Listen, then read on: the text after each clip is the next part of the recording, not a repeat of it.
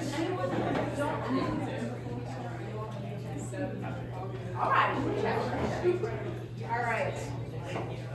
All right, we're gonna get started. I know we will probably have people join us as we go, but anyway, I'm so happy to be here with all of you tonight. My name is Sarah Todd. I'm Director of the Center for Career Development and also Director of First Year Advising. And I have the distinct pleasure to have engaged with all of the students that you see before you during their years at Eastern.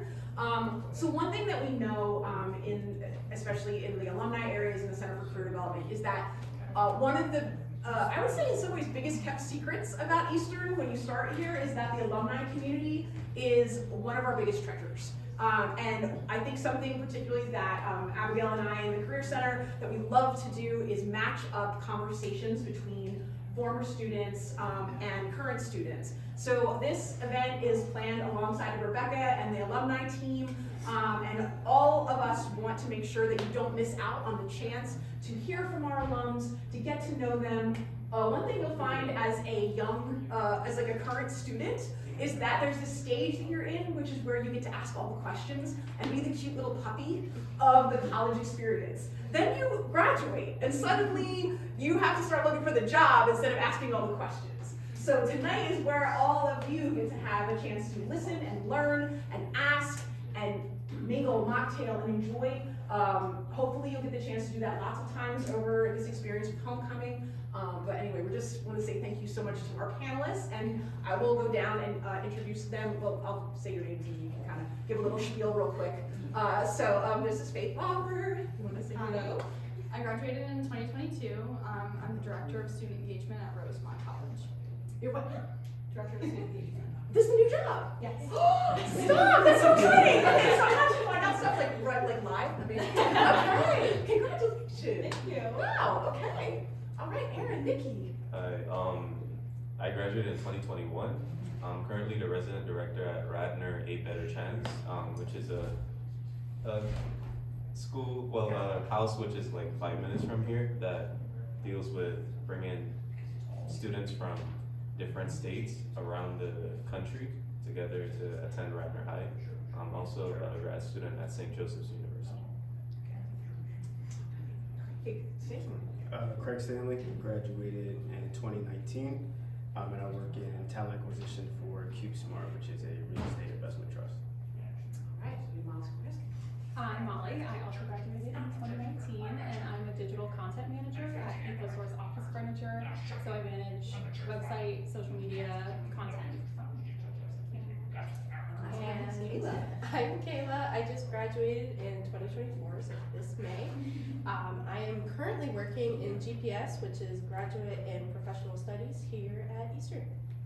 All right, we love it. Okay, so as you can see, we have a lot of folks with different backgrounds, different majors. So I strongly encourage you to say hi and get to know everybody. Because one thing you're going to discover going forward with careers is that your major, the degree itself doesn't determine your destiny. A lot of you are working in spaces that are a little bit different. We'll get there. But I've got some questions, and I'm just excited to get to hear more so you can share more about your lived experiences. We know that the process of transitioning from college to like life looks different for everyone. I wish that we could give you a crystal ball and it would tell you exactly where to go. I wish that we could like have a one size fits all t-shirt experience. Sadly, none of us have had that either. So, so you'll probably hear some themes that are similar, but also some distinct differences. So, anywho, all right, friends, let's go ahead and start with. We'll start off with the career transition. So, how did you navigate the transition from college to your first job? Anyone go? Yeah, take it away, Greg. So I really didn't know what I wanted to do initially right on the bat. So I started looking at local companies like SEI, Lincoln Financial, Vanguard, and I'm just gonna go on and just start applying to some of these roles that I think I can do. But that's also like me just having some type of confidence as to I can just get coached up and then things will work out. Wasn't as easy as I thought. A lot of rejections, things like that. Until I found a role was working for an agency, so they were recruiting for them. They had reached out, and it sounded good. You know, I was like, oh, talk to people, interview, little sales commission, things like that. And that's kind of how I leaped into it. And I really didn't do too much research on it, honestly. I was just like, listen, you know, time's coming up short, summer's about to close. I want to move, come to from Delaware, I want to live in PA. I was like, can't move here if I don't got any money coming in. So, kind of dove in, and it's a blessing and a curse at the same time. At the same time for my career. Yeah. Well, and keep in mind, our 19 grads, like, whoa. They had a very wild time because you went from 19 to 2020, a whole other story, and then all the rest of you have had to navigate the post-2020 space. So that's also a big piece of the conversation that we have with our alums a lot as well. Anyone else want to answer how you navigated the transition from college to your first job? Yeah, so in my senior year, I actually changed my, well, I was pre-med for some time. In 2021, as a senior, I changed my majors. I took up a second major, so I double majored, double minored, to try to think about the career transition. I didn't know what to do because senior year I decided I wasn't going to med school, especially after the pandemic and not being prepared. But there was an alumni at UPenn with a lab by the name of Allie Greenplate. So she actually put out an ad for looking for research assistants, and I interviewed with her and thought it was pretty cool. And she told me I can't let you join my lab. And I was like, oh my gosh. And she said, no, it's because I feel like there's more. And she handed my name off to someone else who had a lab, who dealt with oncology and hematology at Penn. And I think we interviewed for like 20 minutes. Then the rest of the time, I think I said something that led to him thinking about his faith. And then he asked me about my faith. So we spent like over an hour talking about that. And then he said I was just looking for someone who I could trust, not just someone who was qualified. So after that, I joined a lab at Penn for 2 years as a research assistant in oncology and hematology. And then after 2 years, I was like, I kind of need to beef it up and go back to school. And I started teaching in Kensington. I taught biology and chemistry for 3 years in Kensington. And yeah, now I'm here back in school trying to actually progress in my career again. So I feel like a lot of our alums kind of have a branch experience, and a lot of our alums, and I think that some of us who work here at Eastern understand this, we have a couple different hats that we typically wear. I feel like that might be a commonality that we have, but you've definitely got your hats lined up right out of the gate. Anyone else want to answer? I also changed my major super late. I changed my major in junior year. And so I thought I was going to go into event planning. That was like a huge thing. I was in education and I was like, oh, I can just kind of like use these talents elsewhere because I started to get towards student teaching and I was like, that is definitely not the direction I want to go. Yeah, and did a bunch of internships. That was a huge thing that I really suggest. And I also really suggest that if you do a bunch of internships, I was also working at the same time, so I took a break over the summer and then kind of hopped in and had the same experience where I was like, I don't even know where to start. Started applying for a bunch of different jobs, got a bunch of rejections, and then just kind of started small. I got an offer doing product marketing and did a little bit of sales, did a little bit of marketing, and it kind of branched into a bunch of different opportunities. So it was kind of nice to just be like, okay, let me just try something out, see if it sticks, and then same kind of idea, like knowing that I can move into a different role. So Anyone else? I can answer multiple course. questions. Yeah, sure.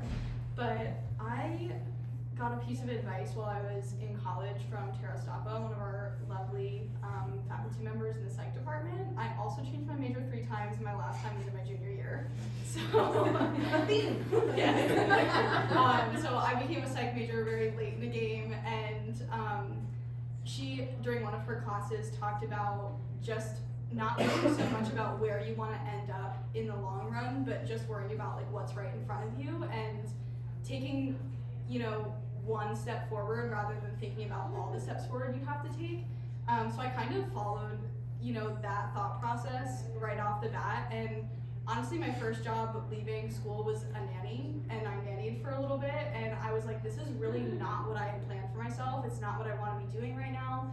but I had to acknowledge that like we are in a post-pandemic world, and there were a lot of factors that played in.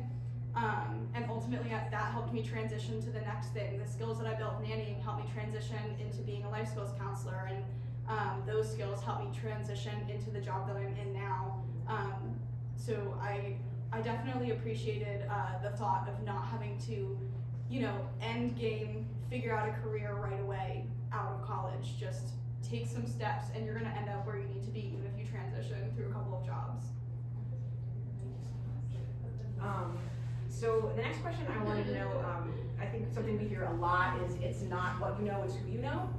So to that end, how important, how would you say that networking, mentorship, connections, how much did that play a role in your journey, whether at the beginning or now, whatever feels appropriate? I'd like to add something though. Yeah. It's sometimes who you know, but who do you have in common that you know as well. So like, that same person that I mentioned, Ali Greenplay, I didn't know her from a can of paint, but she knew Dr. Fakira. Yeah. I knew Dr. Fakira, and we had connections that way, so we felt like we knew each other. When we interviewed, it felt like we were talking to family. And once I was placed in the lab, his name is Dr. Alexander Huang, a Taiwanese man. He was very dedicated, and I felt like I joined this lab because I knew that he had interest in helping me to grow. I think finding a mentor is one of the most important things you can do, because if you're trying to do it on your own and you're just trying to like work under people and go unnoticed and think you're gonna make it on your own, it's gonna be a long road for you. But if you have someone who's committed to helping you succeed, while I was here at Eastern, one of my biggest mentors was Dr. Rebecca Hayes. Oh, yes. And from Dr. Hayes, I transitioned to being under Dr. Huang, and even though I've left his lab, he encouraged me to keep going, and up to now, I still go to his house. Up to now, we still have like lab get-togethers, and I'll show up at his house for dinner and stuff like that. So mentors aren't just for the moment, but they're like invested in you for life. I can go really quick. I actually recently just got this job. I've been about it for maybe a month. And it was funny actually, because when I had applied, I had a list of references that they could contact. And my list of references, none of them got back to him at all. But I had mentioned in my interview that I used to work for Mrs. Teresa Noy, and he called up Mrs. Teresa Noy instead of my actual references. Wow. So it is very important that you network. Like Mrs. Teresa Noy, like she's not even in my major. She's just somebody upstairs who helped me with math. I was the co-president for her, and she helped me out later down the road. And I didn't even think that would happen. So that's my story with that. I will say, just to toot your horn a little bit, that your hiring manager was That's so it. impressed with your ability, with your materials. So and he actually wrote and said like, thank you so much for like the work that the Career Center does. And I was like, thank you so much for like coming to things and learning about it. Yes. And I think that's like what's sort of at the heart of this is the idea that like your development as young professionals is a group project. That we're all really invested in, and now like the table starts to turn because here you are investing in the next round, and so on and so on. So, anyone else want to talk about networking or connections that was important for you? I can add. Yeah, sure. So actually the role that I'm in now was actually from a connection. Oh, nice. So previously I was working at J.G. Wentworth, and my office was next to another individual who handled training. Who had came from CubeSmart to J.G. Wentworth. And for the first 3 months that I was there, all I could hear about was how great CubeSmart was, or CubeSmart did this, CubeSmart did that. And I was like, why didn't you just stay at CubeSmart? You know, it was so great. But then I also learned through knowing her and learning about her, it was for like a promotional opportunity. So I was actually in the market, which she didn't know, for looking at other roles. And just so happened to HR director reached out to me on LinkedIn from CubeSmart, and I was just like, okay, I kind of credit up to like a God thing too. Yeah, at yeah, the same yeah. time. So we had a conversation. I already knew about CubeSmart because Linda was telling me about CubeSmart. So we kind of hit it off. Just so happened to be working with the same systems. They were a little bit further off than we were, but same systems, made those connections there, fast-paced environment, same thing, rec volume, things like that. So it kind of led, and I got a good reference from Linda. So it kind of led to me, well, assisted me along with getting into this role. I think it's good to have a mentor because I feel like they know sometimes more about you than you think you know about yourself. I worked under someone for a brief period of time, but I feel like in those 6 months, her name's Mary Ellen, I learned so much from her. Like there's things, even in this new position that I have, that I'm like, oh my gosh, like Mary Ellen would think like this, or she would do this, or like this is how she would go about that. And we've been able to stay connected, same sort of thing, like we'll meet up. And I just feel like if I'm looking at a position, I'll send it to her and be like, oh, what do you think of this? And she'll give honest feedback to me, like, I don't think that's exactly like aligned, or you, like that's definitely, you know, more entry level, like you should challenge yourself, like look at something more like this. And it's just been so helpful to be, you know, having that soundboard who isn't, you know, a personal friend, but at the same time that they have that professional level of, okay, I know you and I know what you can do. And that's just been really nice moving forward. So one of the questions that always comes up, especially in today's late stage capitalism world that we live in, is so college is over, now what? How are we going to handle all of the bills and the transition? So I'm wondering if there's any financial advice, tips, learning curves, anything that has been helpful for you as you made the jump to light speed out of college? I feel like one thing that's been really helpful for me is just being honest with myself. And I did have student loans, and so like right from the get-go I was like, okay, there's the number, like don't let that out of sight, out of mind, like just, you know, make that plan for yourself and be like, okay, you know, I want to live in this area, so what does that cost of living look like? Okay, what do loans look like? You know, in today's world, everything's expensive, so what does like food and gas and all that look like? So I feel like just trying to hold yourself accountable and be honest and be like, okay, what do everyday expenses look like? And you know, what do you want your life to look like? And how can you kind of align that to a position that you're looking for? Or is there a company that can help me get to a position, maybe not right now, but like, is there a growth opportunity? Can I grow here? Salary expectation, things like that. And it's tough too, because when they give you the salary, you're like, oh, especially the first job out of college, sometimes it's like, this is the biggest number I've ever seen. And then you're like, oh, wait, I forgot about taxes. Oh, wait, now I have to pay for my healthcare? Oh. So like that number's not the number, so that's where we get a little messy. I think something very important to look at is making a payment and being able to afford something is two different things.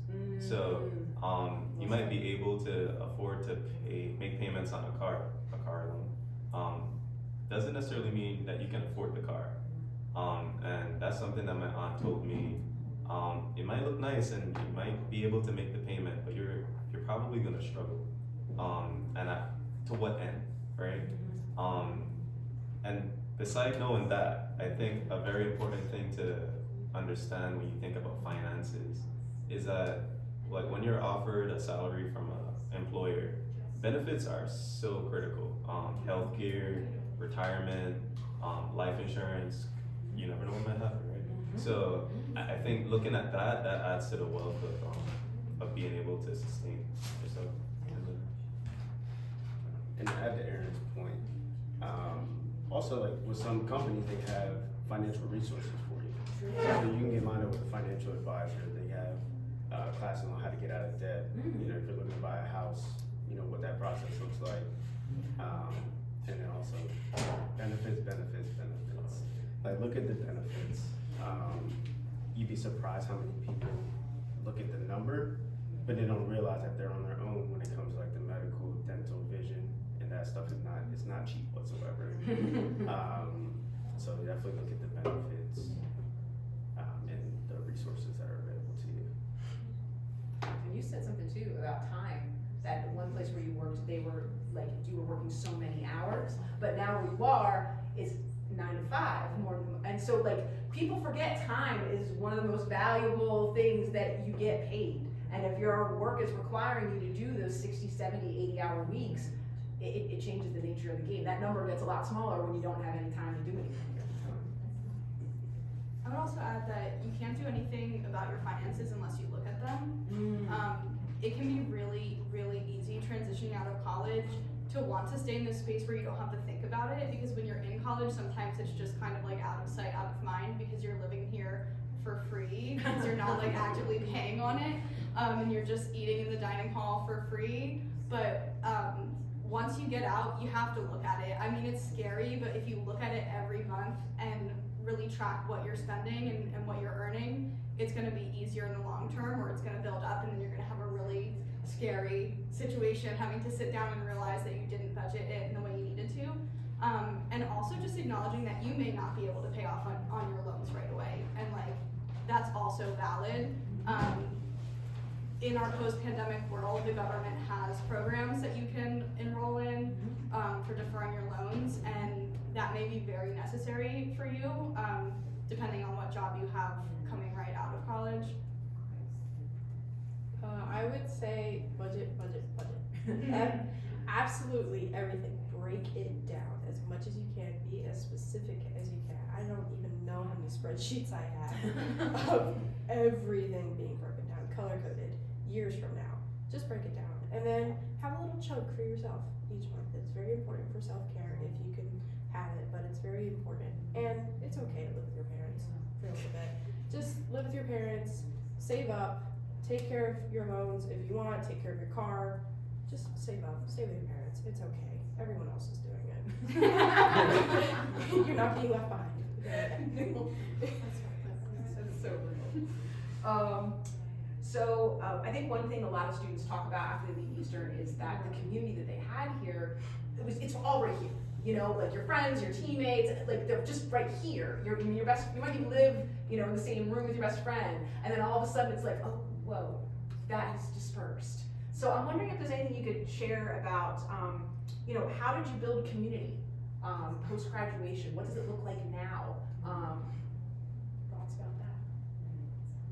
It's really hard to make friends. Yes, it is. So my fiance and I talk about it all the time. We're just like, how are we supposed to make friends? And so I feel like we're getting better about it. We're really challenging each other. We live in Phoenixville, and we're challenging each other to like go out and do stuff, not even together, but like alone sometimes. Yeah. And so like he is really into games. So there was this really cool game store in town, and he went and has made this really awesome group of friends, and I've met them, and they're so nice. And it's like, okay, solid, we're doing this. And like I go to different fitness classes, and I feel like I've made like a nice group of friends who, even if I don't hang out with them all the time, it's like, okay, I recognize who they are, and we can talk to each other and have conversations. And so I feel like on that note, like it's hard, and you really have to force yourself to be like, okay, like you're not just gonna be sitting in different classes all the time or seeing someone like in the dining hall at the same time.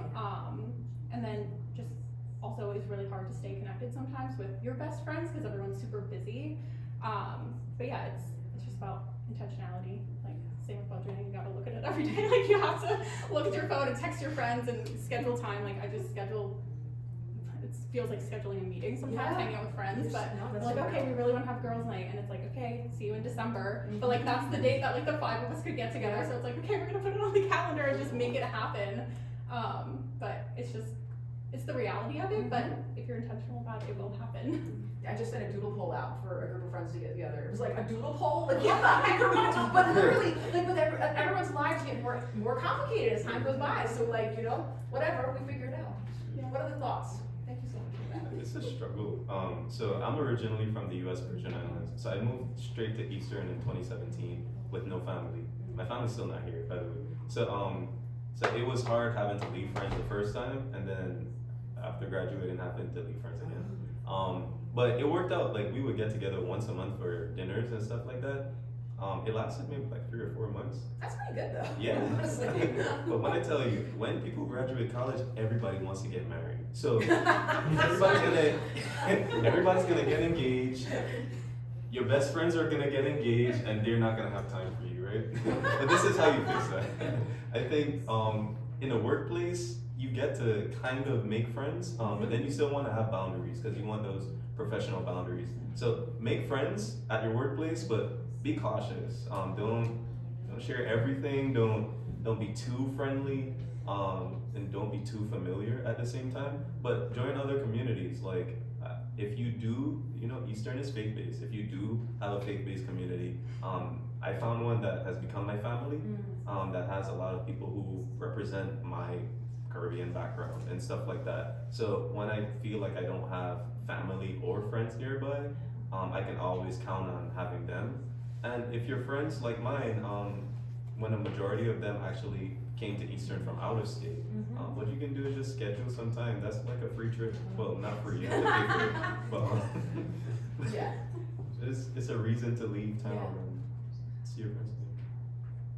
This was also my biggest struggle, was moving from having community at your fingertips and just walking out into your hall and having people around you to, sometimes living in an apartment by yourself. For me, I was living with my fiance.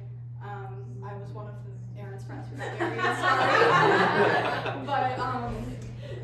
But still, even just like Molly said, like finding a community outside of like your partnership, it can be really hard in the first year. And not to sound like depressing, but that first year can be very, very difficult. And I say that mostly because like if you end up in the position where you are feeling like really deep, hard, sad feelings in that first year, like you can know that you're not alone, and you're gonna come out the other side of it. It's not gonna be like that forever, but it can feel like it's gonna be like that forever because this is your first experience, either living alone or living with somebody but not having a bunch of people around, like a bunch of family, depending on where you end up living. But I kind of bounce off of what Aaron said, like if you are a faith-based person or finding a group of people that's like-minded to you is really important, and kind of like scoping out whether it's a church or a gym or a community of people who have similar interests to you, seeking that out pretty immediately, rather than waiting till you're already pretty deep in it, is a better option. Even start thinking about it now, like where do you want to land? If you know kind of the general area of where you're landing, start looking at churches in that area, or start looking at libraries and book clubs in that area, and get connected to those people so that transition doesn't feel so shocking when you get there. Any other thoughts? For me, I'm actually going through that right now. Yes. Yes, you are. Especially because I graduated early, so all of the people that I was supposed to graduate with are still here. And they're doing exams, and they're going out, and they're having fun. And I'm invited to those things, of course, but I'm afraid of what's going to happen next year, when they're gone and everyone scatters. And I think it is very important to find little groups wherever you can, at the gym, even at the grocery store, whatever you can do. Like in my office, for example, it's so many generations in my office. I'm definitely the youngest, but then, you have people who are 50 years old, my parents' age, and they're always making fun of me. But it's important to have fun and find the little moments that you can. And to find space, find space for yourself and for others. Go out there, connect, have fun. It's very important, very important. So I know we're coming up on kind of the wrap up. I'm just wondering if we can leave our guests with maybe like one thing that you wish that you had known, or one thing you wish you had known, or a piece of advice that you'd like to give to the next generation, as it were. Breathe. Just breathe. You're good enough. You will get a job. It's okay. Everyone's going through the same kind of thing. Everyone's on a different path. It's okay. Just breathe. God will put you in the right position that you're supposed to be in. Me, I was applying to 7 jobs a day since March. Okay? And I kept asking myself, why in the world doesn't anyone want me? I am a 3.5 GPA. I'm a biology student. I'm pre-med. I'm a psych minor. I am the co-president. I am working 60 hours a week at the golf course. Why doesn't anyone want me? They do. You just need to find them. So just breathe. We'll be okay. That's beautifully said. It's hard to follow. Well, I was gonna say that existing is enough. I think sometimes it's really easy, especially when you're in college, to think that because you're here for your education, that's who you are, and that's not true at all. At the end of the day, you live to live, not live to work. So I encourage you to not see your job as your first priority, yourself as your first priority, and there may be seasons of your life where you're unemployed, and I don't want you to get to that season and think that because you're unemployed, you're not worthy.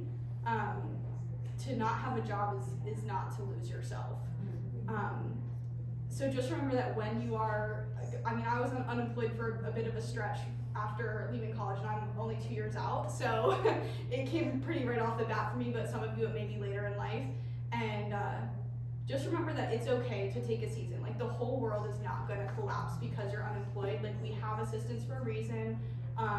We have government programs, we have friends, we have family to help us when we're in those seasons. So just exist. If you need to take a moment, I bounced off of you, like, just take a moment to pause and just exist. Existing is enough.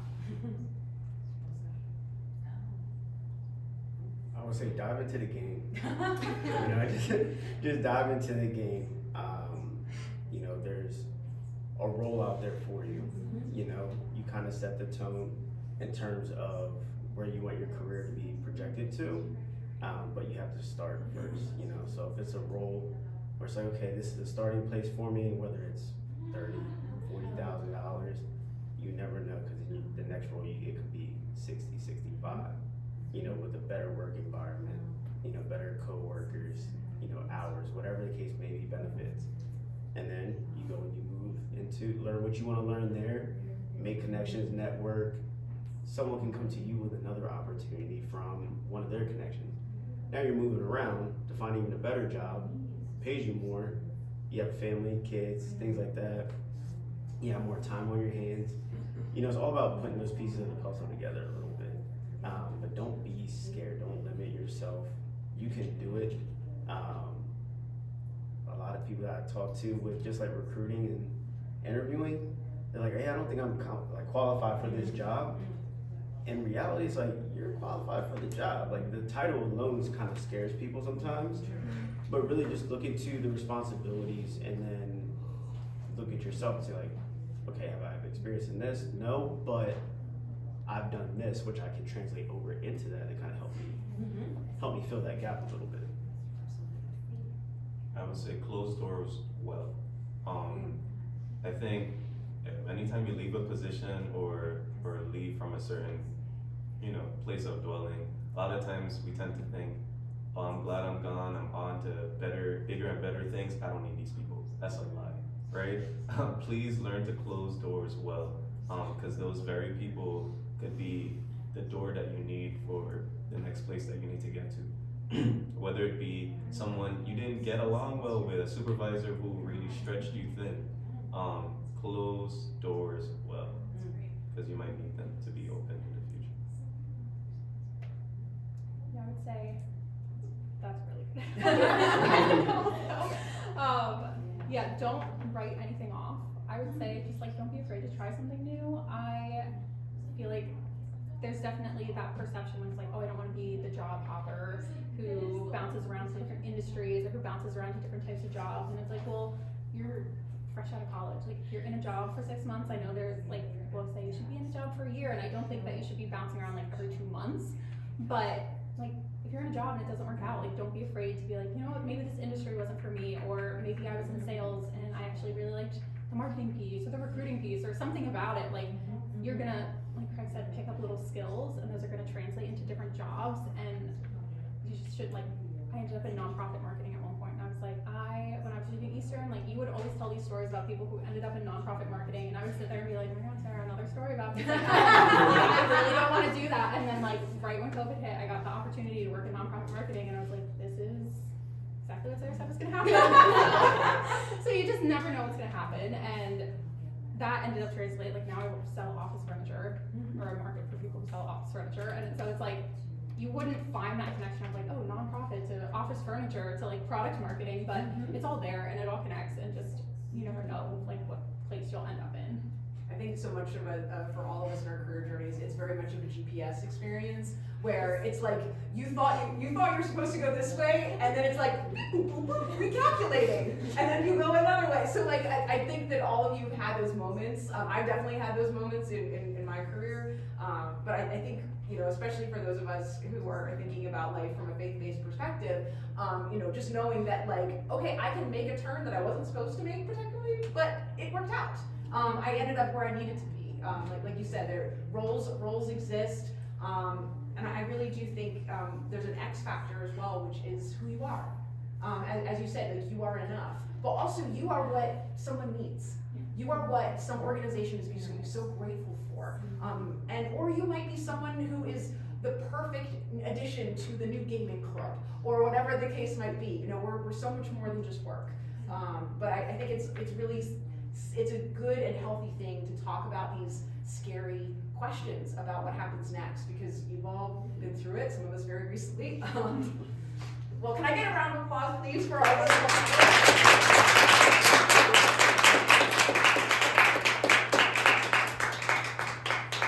So the nice thing is you are out of mocktails and mingling, so we don't need to do questions from the front. Y'all get the chance to actually ask questions in real life, like real people do. So we're gonna be able to go. Are we going? Yeah. Where's all of our? So all the food and cocktail tables are